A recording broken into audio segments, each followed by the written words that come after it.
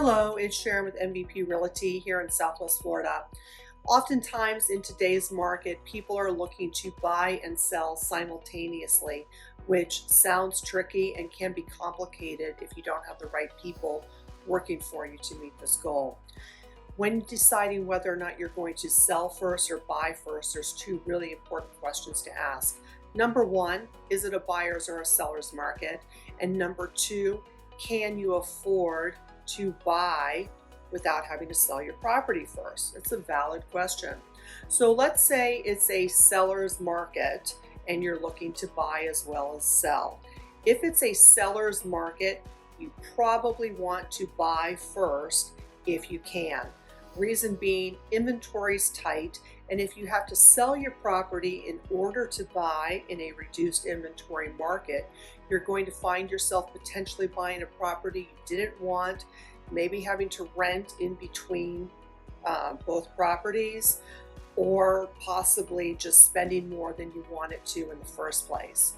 If it's a buyer's market, you probably want to sell before you buy because inventory is abundant, buyers are pickier, they feel they have more time, and oftentimes they expect more of sellers in terms of closing cost concessions, repairs, and such.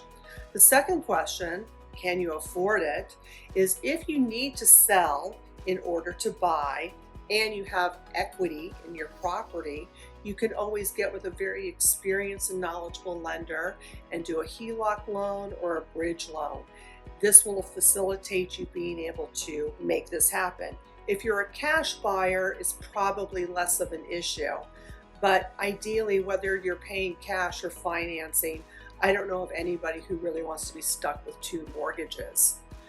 Another option, which can kind of make this easier, but they don't always go over so well, is a selling contingency. So you can make an offer on a house, get an accepted offer with the condition that your home goes under contract and closed by an XYZ date, whatever's agreed upon.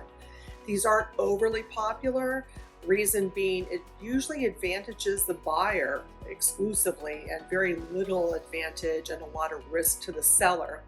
But if you find the right buyer or seller who's in a similar situation, you can make it work and you can, everyone can walk away all kumbaya. I have worked on a few closings with selling contingencies and they worked very well. And they worked well because all the realtors involved were experienced, the lenders involved were experienced, and everyone wanted to make the transaction happen. So if this is your position, let's get on a phone call, discuss your strategy, and if you're looking to finance, I'll get you in touch with a lender that will also make this happen for you as well.